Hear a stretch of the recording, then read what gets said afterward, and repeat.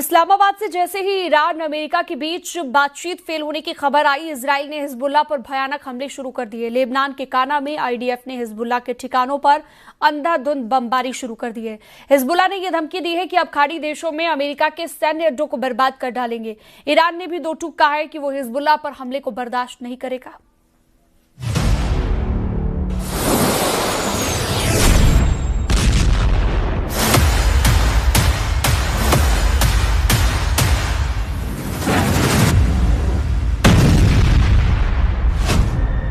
Lebanon के नक्शे पर इजराइल बारूद से एक नई सीमा रेखा खींच रहा है, जिसकी वजह से भयानक युद्ध भड़का हुआ है।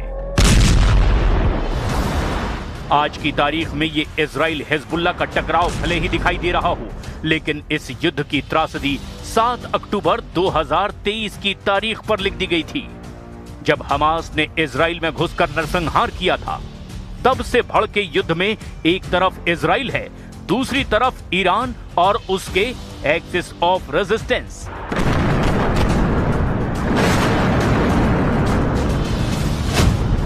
क्या है ये एक्सिस ऑफ रेजिस्टेंस?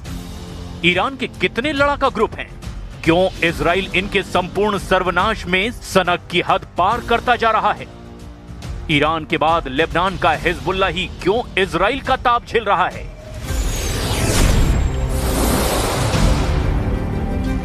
हिजबुल्लाह अब ईरान, अमेरिका और इजराइल के युद्ध का हॉट टॉपिक है। यह फाइटर ग्रुप युद्ध का रुख तय कर रहा है। हिजबुल्लाह पर नेतन्याहू ट्रंप में भी तीखी नोकझोंक हो चुकी है।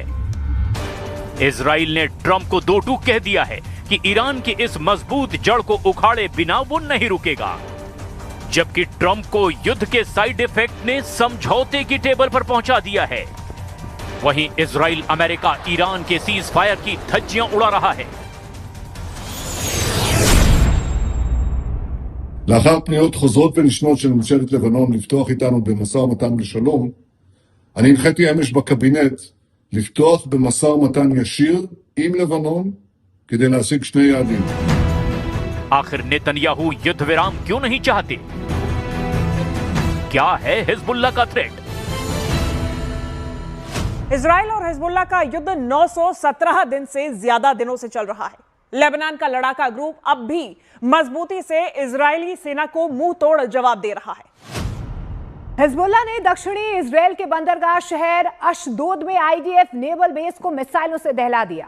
हिजबुल्लाह के रॉकेट किरियात शमोना से तेल अबीब तक फट रहे हैं।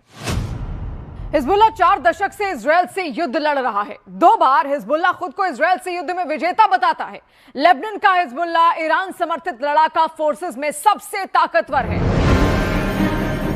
ईरान, जो खुद को शिया मुसलमानों का सरपरस्त समझता है, उसकी अघोषित सेनाएं कई मुल्कों में हैं। इसे ऐसे समझिए कि ईरान एक ऐसा वटवृक्ष है जिसकी जड़ें एक्सिस ऑफ रेजिस्टेंस पर टिकी हैं।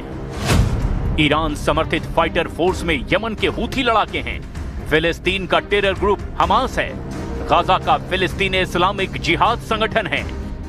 ईरान के लिए जान हथेली पर रखकर ये युद्ध लड़ते हैं इराकी मिलिशिया लड़ाके। ईरान समर्थित सीरियाई मिलिशिया हैं। ईरान की साइलेंट आर्मी सुडानी लड़ाकों से बनती है। इन सभी फाइटर ग्रुप में जो सबसे पावरफुल है वो है लेबनान का हिजबुल्लाह। हिजबुल्लाह को लेबनान की आर्मी से भी खतरनाक फोर्स माना जाता है। दक्षिण में इजराइल और लेबनान के बॉर्डर के आसपास जो शहर हैं, वहां हिजबुल्लाह का ही दबदबा है। यहीं से इजराइल पर रॉकेट भी फायर किए जाते हैं और ये इलाके भी इजराइल की काउंटर बमबारी का सबसे बड़ा टारगेट बनते हैं। हिजबुल्लाह अरबी का शब्द है जो हिज्ब और अल्लाह से बना है। इसका मतलब ईश्वर का दल है।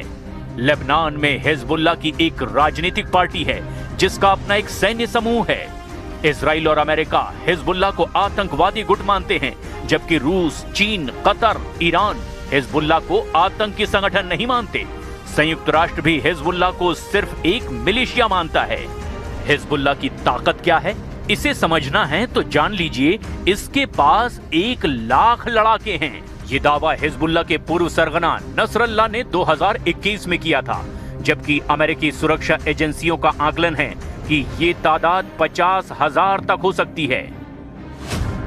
यह जानना जरूरी है कि हिजबुल्लाह क्यों इजराइल और अमेरिका को धमकाता है। असलियत में ईरान ने ही हिजबुल्लाह संगठन को खड़ा किया है।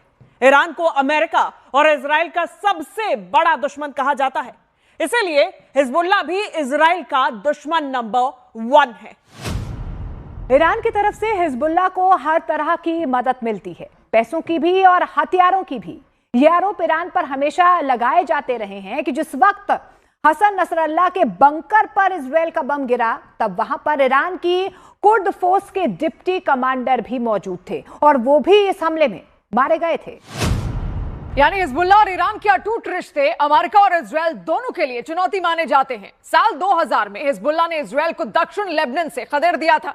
इजराइल की सेना 18 साल बाद लेबनान बॉर्डर से वापस आने को मजबूर हो गई थी।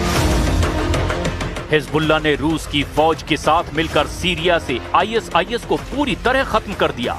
हिजबुल्लाह ने ईरान के ऑर्डर पर सीरिया में युद्ध लड़ा और अब वहां तैनात भी है, यानी वो पूरी तरह बैटल रेडी फोर्स है। हिजबुल्लाह के पास ऐसे रॉकेट और मिसाइल हैं जिनकी रेंज इजराइल की राजधानी तेल अवीव को भी कवर करती है। लेकिन इस वक्त इजराइल ने जिस तरह से हिजबुल्लाह पर आसमानी कोहराम मचाया है, उसका डर पूरे लेबनान में फैला हुआ है। डर की वजह जमीन जाने की है। इजराइल ने लेबनान की लितानी नदी पर कब्जा कर लिया है। השטח שמדרום לליטני מנותק מלבנון. פינינו ממנו את האוכלוסייה לשם הגנתה, ואנחנו פועלים כדי לפרז אותו באש כל הזמן. बेरूत से टायर शहर तक हिजबुल्लाह के अड्डों पर बारूद फट रहा है, लेकिन लड़ाका ग्रुप सरेंडर के लिए तैयार नहीं, क्योंकि हिजबुल्लाह ईरान मेड है, जो मिट सकता है लेकिन झुक नहीं सकता।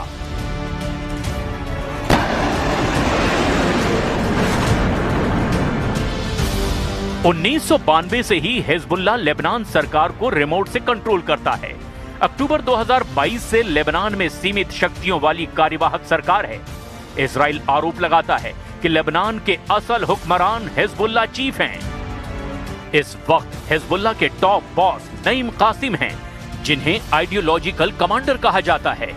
नईम कासिम हिजबुल्लाह का दिमाग है, पूरा सिस्टम मैनेज कर रहे हैं। नईम कासिम शातिर दिमाग कमांडर हैं। उन्होंने हथियारों के साथ कलम के इस्तेमाल से लड़ाका ग्रुप को मजबूती दी है। नईम कासिम की किताब Hezbollah the story of within ने संगठन की सोच, लक्ष्य और रणनीति को नई दिशा दी है। नईम कासिम ने नसरल्लाह के साथ मिलकर 1980-90 के दशक में हिजबुल्लाह की बुनियाद मजबूत की। हिजबुल्लाह की अलग अलग यूनिट में तालमेल बनाने का काम भी नईम कासिम ने ही किया।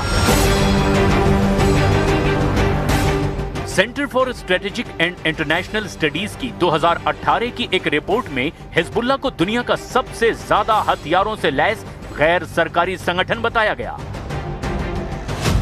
जून 2024 में विशेषज्ञों ने अनुमान लगाया कि हिजबुल्लाह के पास विभिन्न मारक क्षमता वाले 1,50,000 से 2 लाख रॉकेट और मिसाइलें मौजूद है। यूं ही नहीं, ईरान के रॉकेटबाज कहे जाने वाला ये ग्रुप 3 सालों से इजराइल को युद्ध में उलझाए हुए है।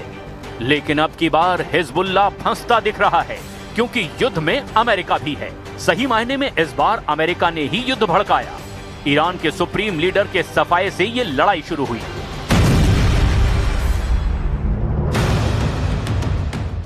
अट्ठाईस फरवरी 2026, Tehran, Iran. Bunker buster bomb के धमाकों ने तेहरान को धुएं से ढक दिया था।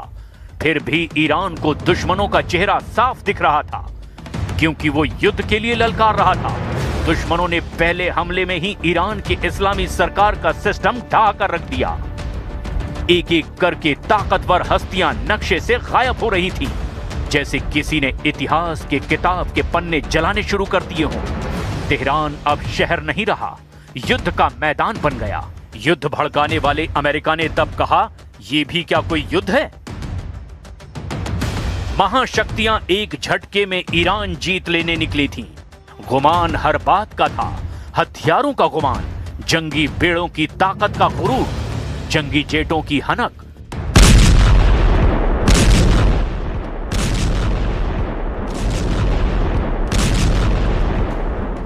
सुपर पावर ने युद्ध शुरू कर दिया।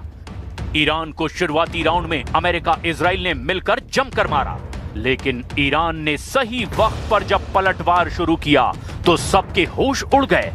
ईरान ने हमलावरों को तो मारा ही, उनको भी नहीं छोड़ा जो उनके हमदर्द हैं। फिर क्या लड़ाई टक्कर की हो गई, इस कदर जबरदस्त कि ईरान से बचने के लिए कई देशों ने ट्रंप से फौरन सीज फायर की दुहाई दी। सीज फायर पर बात चली।